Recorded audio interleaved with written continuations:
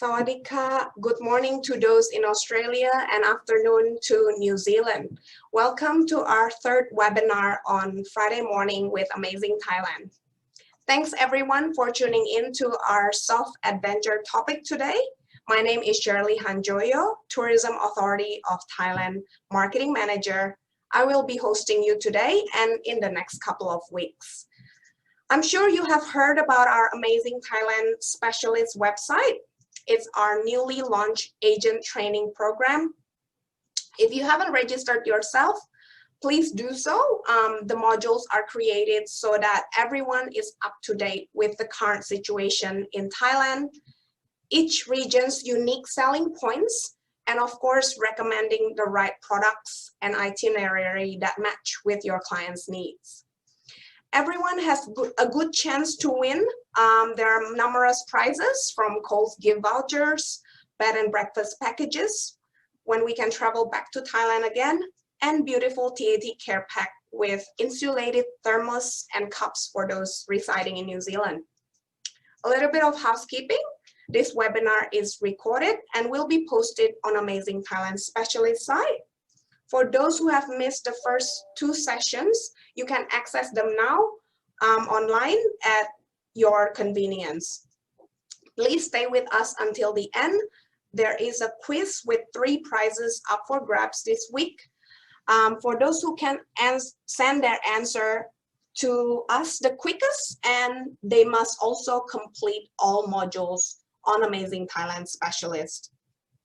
With everyone's busy schedules, we are trying to keep this webinar on time. If you have any questions though, feel free to type in your questions using the Q&A button at any time during the presentation. Let's begin. Thailand has long been a favorite destination for both Australians and New Zealanders. Fascinating cultures, beautiful and flavorful food, amazing value, and its close proximity, and of course, lots of sunshine makes it an ideal holiday destination. From north to south Thailand, options to be active and enjoy soft adventures are everywhere. Khao Yai National Park is only 2 hours drive from Bangkok. It is one of Thailand's largest national parks. What is in Khao Yai? We have vineyards, farms, world-class golf courses. There's about 50 trekking routes, several impressive waterfalls, unique flora and fauna. You'll find deers, elephants, buffaloes, gibbons, langur, rabbit, and if you're lucky, you can spot more than 340 species of birds. In Krabi, everyone knows the world famous rock climbing spots is in Railay Bay. Not far from Krabi, about 60 kilometers from town, is Gauderic. It's easily accessible by land or sea. There's plenty of water sports and soft adventures to be experienced in both islands of Gauderic Yai and Gauderic Noi. There's many other southern islands, Koh Pipi, Koh Yao Yai, and Koh Yao Noi, all very close to Phuket, offering you lots of water sports, diving, snorkeling, and kayaking experience. Another one to note is Khao Sok National Park in Surat Thani. It's perfectly situated on the mainland between Phuket, Krabi, Khao Lak, and Koh Samui. It's one of the most popular destinations in southern Thailand. It's covered by the oldest rainforest in the world, huge limestone mountains shooting straight up in the air, deep valleys, breathtaking lakes, exciting caves, wild animals, and so much more. Khanom in Surat Thani is such a marvelous gem.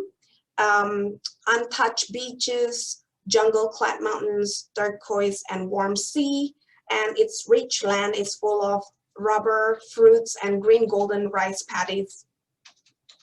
And what makes it a hidden paradise is that you can find the very rare pink dolphins here.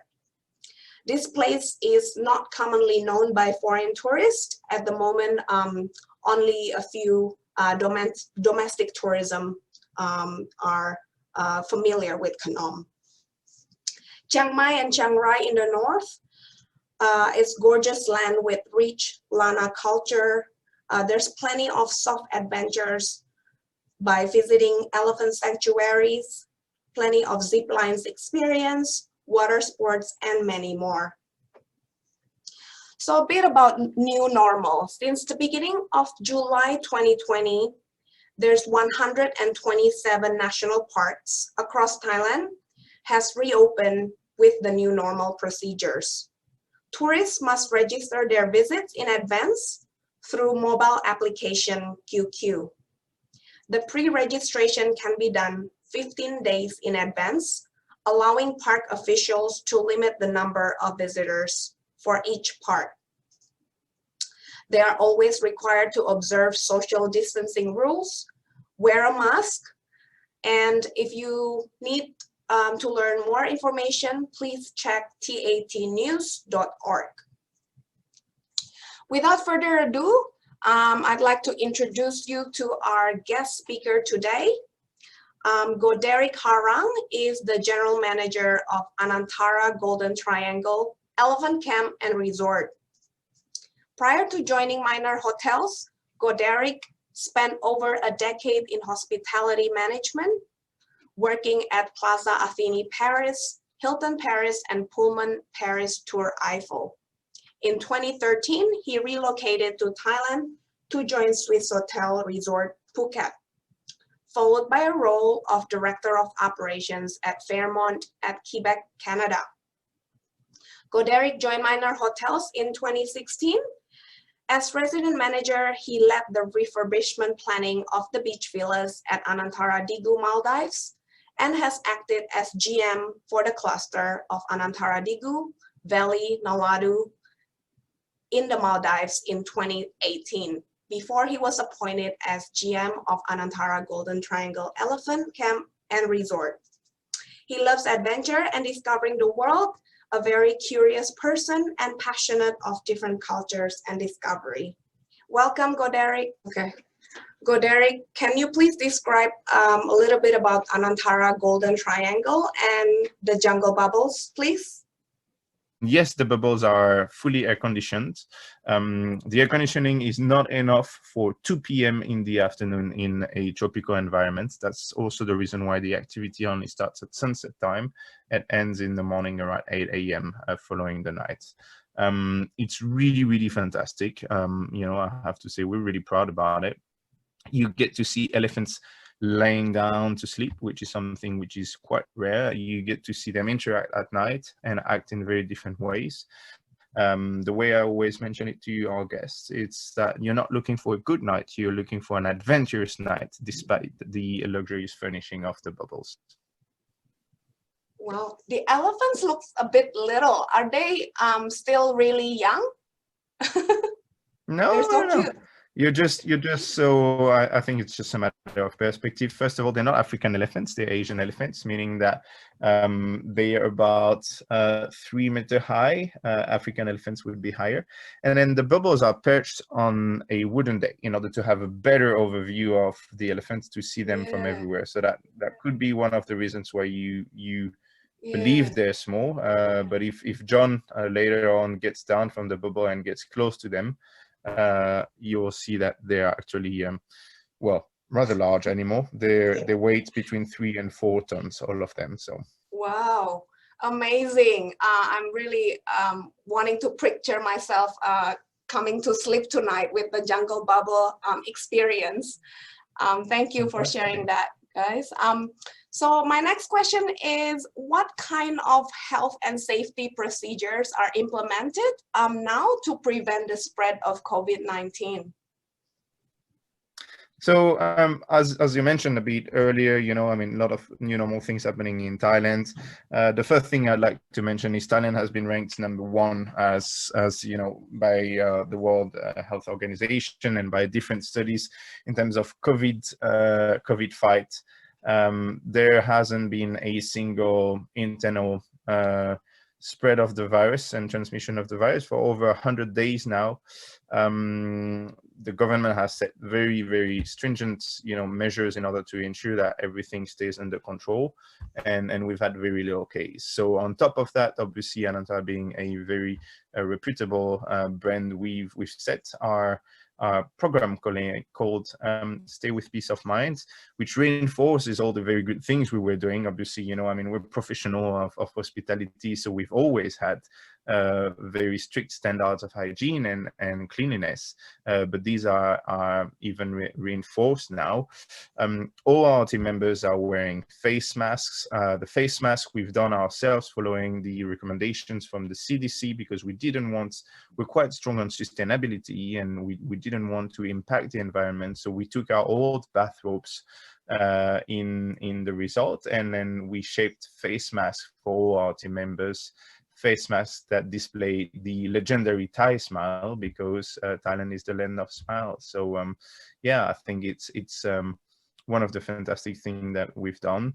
Then obviously, temperatures taking, and all the measures that you can see everywhere, but we try to be really smart about it and not go way too over in terms of plastic usage, because I think it's very important that even in these times we keep on taking care of the environment and work the smartest possible way. There you go. You can see that's a big elephant head. Yes, so cute. Yeah, stop eating my plants. Yeah, I know, it's not meant to be their food. Yeah. Oh, thank you so much, guys. I really appreciate you guys sharing these beautiful sceneries and sights of our gentle giants in Chiang Rai.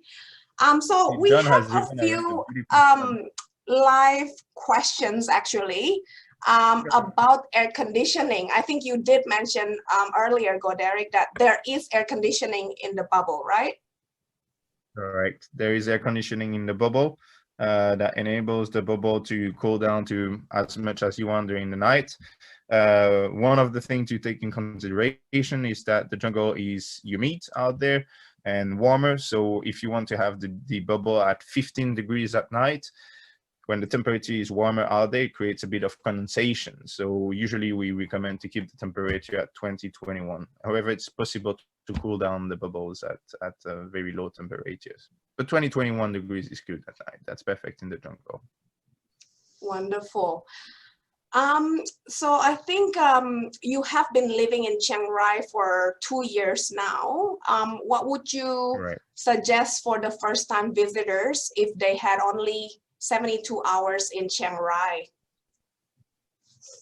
Well, they need to visit us and come and try and sleep in the bubbles. That's for sure.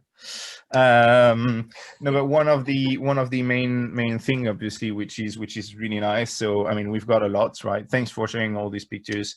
Our swimming pool is ranked every year in the top 10 infinity pool in the world by different magazines and publications, whether Condé Nast or Travel and Leisure.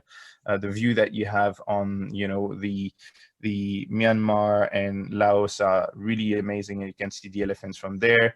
There you were seeing the Singa Park, where you've got the beautiful tea plantations and the amazing zip line. I think one of the amazing things that we've started in the resorts, also very recently, we have 2 sidecars that enable guests to go around the Golden Triangle and discover all the rice plantations and all the vivid culture of the North in a very different way. We're the only resort in Thailand having sidecars like that, one of the only resorts in the world to have sidecars. Royal Enfield, it enables you to have a very different view of everything. Chiang Rai is well renowned for the White Temple, the Blue Temple, and the Black House. When the borders are open, one of our key activities that there is a loophole at the border. So you actually get to enter Myanmar in the morning, come back in Thailand, and then take one of our long-tail boats and head to Laos. And from Laos, take a long-tail boat back from the Laotian part on the Mekong back to the resort, which is really quite something and really quite fantastic. Obviously, the food culture in the north is also very different than the food culture in the rest of Thailand. So I can only recommend people to have a cooking class at some point. Also, the cultural aspect of things is quite big. So I would also highly recommend to try meditation with us.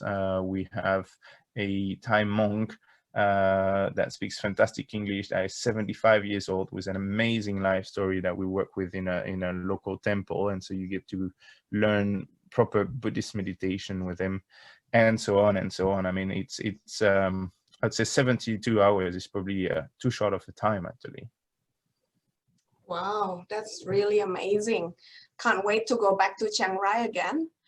Um, Out of the many self-adventures activities in Chiang Rai, from the jungle trekking, you know, getting close with the hill tribes as well, with cultural immersion, zip lining, cycling, are there anything that you would highly recommend?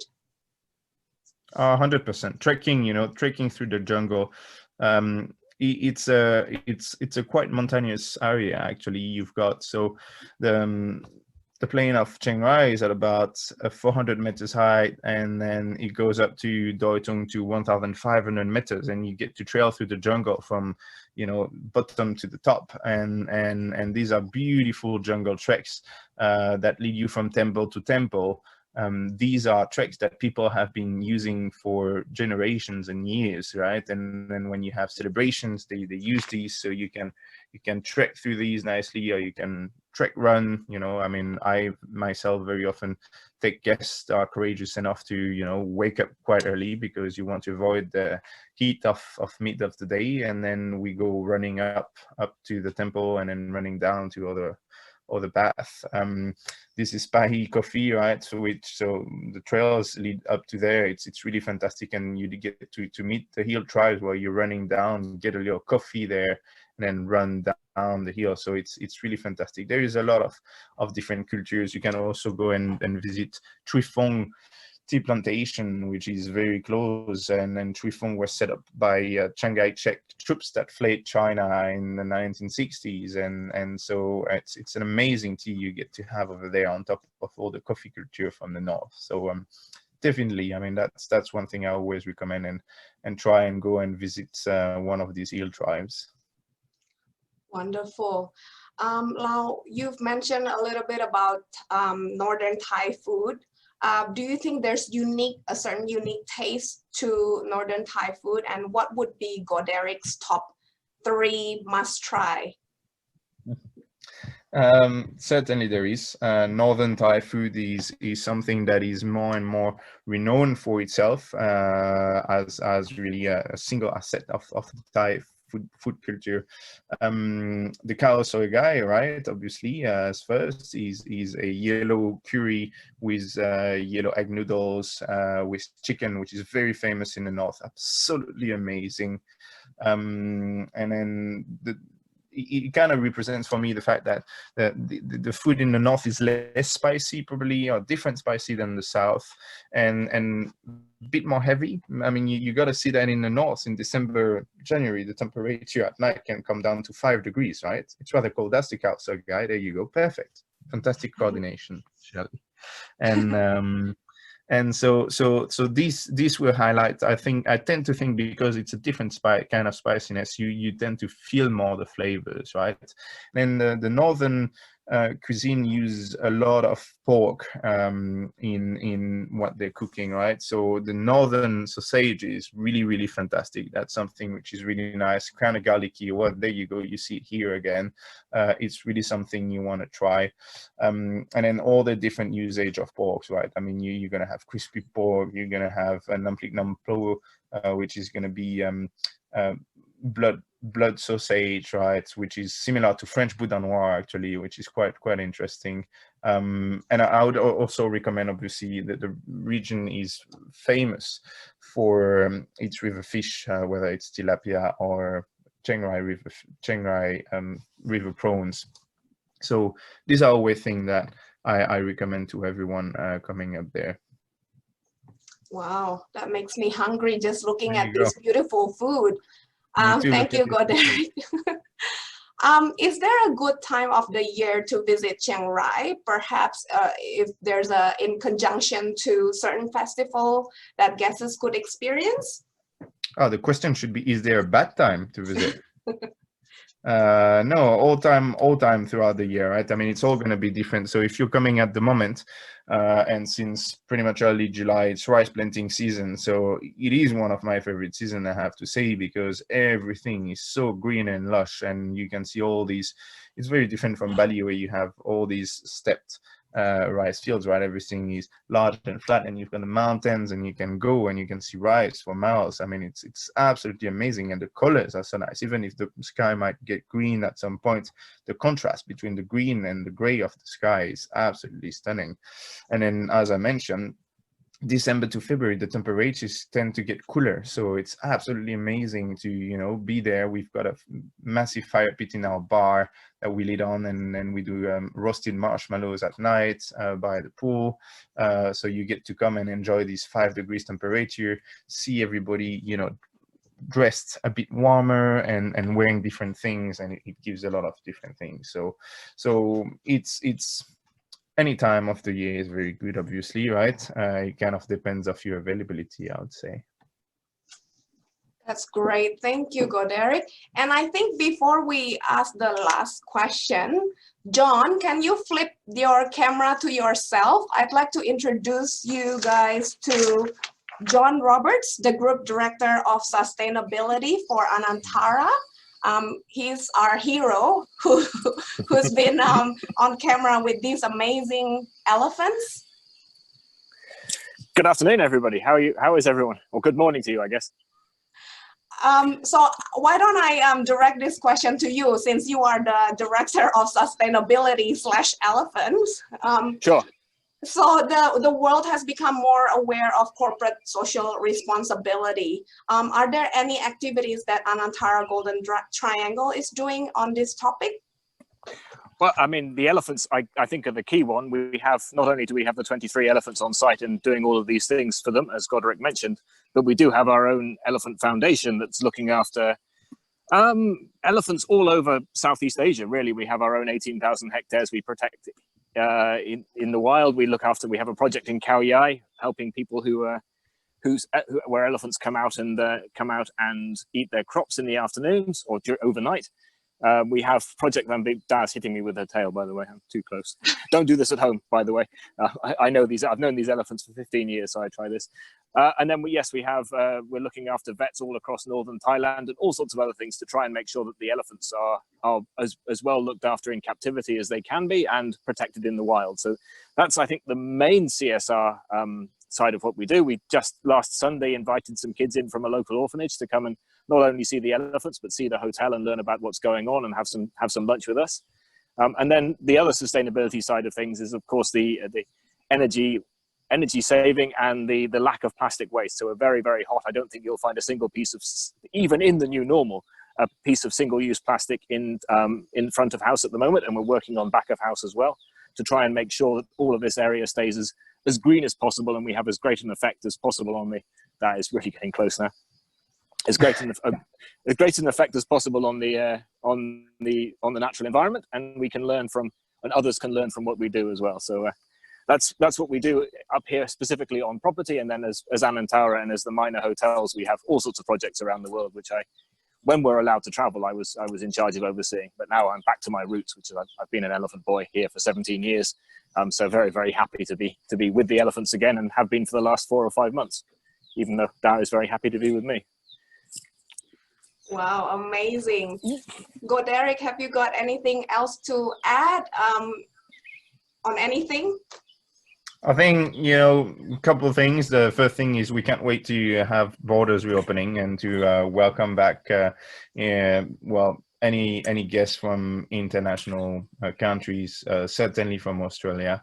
Our elephants have been missing guests. We stayed closed for 3 months. We opened for domestic market now, which is we're happy about, and things are doing okay. But we really want to have more people coming and experience the bubbles. And then the second thing is, if you want to, obviously, we will run our support to the elephant through a non-profit organization, as John mentioned. So if you guys want to support the foundation, you can find GTAEF Helping Elephants on Facebook.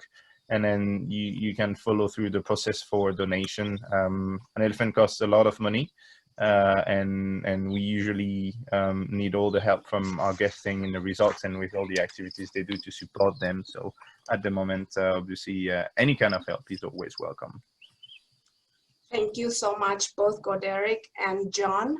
Now, before we go to Q&A, let me just wrap it up for the presentation.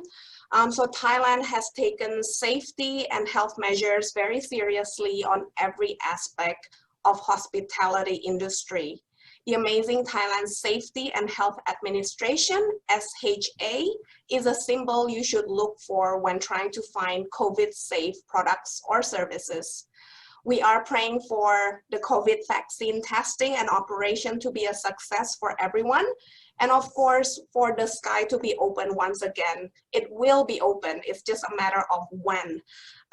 But our friends in Thailand are very enthusiastic and really looking forward to welcome Australian and New Zealand tourists once again with beautiful and rich adventures. We have many questions coming through, so let me just read it for you. First one is from Hilda. Any blackout periods for these Jungle Bubbles vacations? Not really. They obviously we have only 2 units, right? So they sell out fast. So I'd say the mostly it's just book them as soon as you can once you know that you want to come, and probably as things go and they get more popular, I'd say probably craft your stay around it. So contact our reservation immediately to know if they're available. And then they're always nice to stay in there. So whether it's 5 degrees at night, we have heaters inside, so the bubbles will be warm. Or even if it's raining, it's actually quite nice to sleep in there when there is a storm. You can see all the lightnings or light rain. It's actually quite peaceful to sleep in there. So it works all year. Wonderful. Now the second question is from Todd McGarry. Do you have packages in conjunction with Anantara Riverside in Bangkok to also stay at Anantara Golden Triangle? I believe we used to have. At the moment we do not, but anything when you book to Anantara anyway, you can ask us and we can always work things out, even if there is not a package readily available out there on the website. Wonderful. There's also questions from Sandra Brazier. Is the elephant area soft lighted so they can be seen in the night? Correct. So at the moment we've got soft lights that are aiming down, right? So then the reflection enables everyone to see the elephants. And as I think I answered to her question also, as soon the sky is really clear north of Thailand. I was lucky to live in the Maldives before, and the sky is almost as bright there. So as soon as it's like half moon, you can see almost like in daylight. So you will see the elephants with your naked eye. And I think as soon as we finally can reopen the borders, we were working with John on something in order to get night vision goggles, which would be really even more cool, so that people could sneak on the elephants at night with the goggles without lighting any lights. So working toward that. Yes. Yep. Looking forward to that as well. We've done the trial runs. It's very, very effective. But the elephants don't mind the soft lighting as well, so they still behave naturally even with the lights on. And so yes, but the night vision will take it to another level. That's very cool. I look forward to seeing that. Another question from Charlie. How much does the bubble experience cost?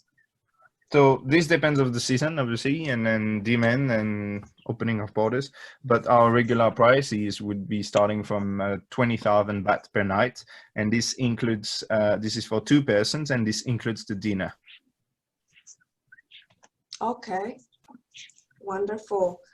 Let me just check if we've got any other questions. Just a couple of comments from Annette5 and Sarah Mutri. Just a big thank you, such a great webinar. The elephants have put a smile to my face, and Annette says that she's loving it and she can't wait to come back. So really great to see these comments. Thank you, guys. Yeah, the elephants tend to have this power and put a smile on people's face. They do to me, know. even after 20 years of doing this, and it still make me smile. Yeah, wonderful. Oh, there's one more coming here from Bob Daniel. What is the average length of stay at the resort? For different reasons, and the fact that in the past with the guest mix that we're having, people usually tend to come to Thailand for 2 weeks and do a tour and do to different places. So the average length of stay is about 3 nights. But one comment I can tell you, because I meet almost every guest that stays, is that everybody always leaves saying that they should have stayed a bit longer, another night, 2 other nights, because of the amount of activities to do. And then once you with the elephants, you just want to spend more time with it. Yeah. Is there a bit further away the location from the town? The town is 35 minutes away. Okay. Wonderful. So I think that's all the questions that we have. If you do have any other questions that you're itching to ask, feel free to send us an email at info@thailand.net.au. Now we're moving on to congratulations for winners of our webinar 1. Who has successfully answered our trivia quiz and have completed the Amazing Thailand Specialist modules. Ruth Reagan from Wedaway, Queensland. Debbie Jackson, Designated Destination Travel in Victoria. And Maria Summers, Hello World Travel, Ballina, New South Wales. Well done, guys. And the $50 Coles voucher is on its way. Today we have 3 more prizes to be won. $50 Coles gift cards. You know the drill. Send your answer to info@thailand.net.au and you must complete all modules on our Amazing Thailand Specialist. The question is, name 3 activities you would recommend your clients who are booking Chiang Rai for 1 week of adventure. Now, in a minute, there is a survey. Please give us your feedback through the poll on your screen. We really appreciate any feedback. Yep, it's popping on my screen now. And thank you everyone for tuning in today. A special thanks to our guest speakers, Gauderic and John. Really big thank you. Khap kun ka. Khap kun ka, Sherly. We're so glad to join and thank you so much for having us. We really hope we can see everybody soon here. And thank you everyone for tuning in today. For next week, we will speak about Thai wellness. I'll be speaking with Samantha Lipia, Director of Health and Fitness Travel. We hope you find this session informative and enjoy the rest of your Friday. Stay safe. Bye. Enjoy, guys. Bye-bye. Thank you for tuning in, everyone. Come and see us. Yeah.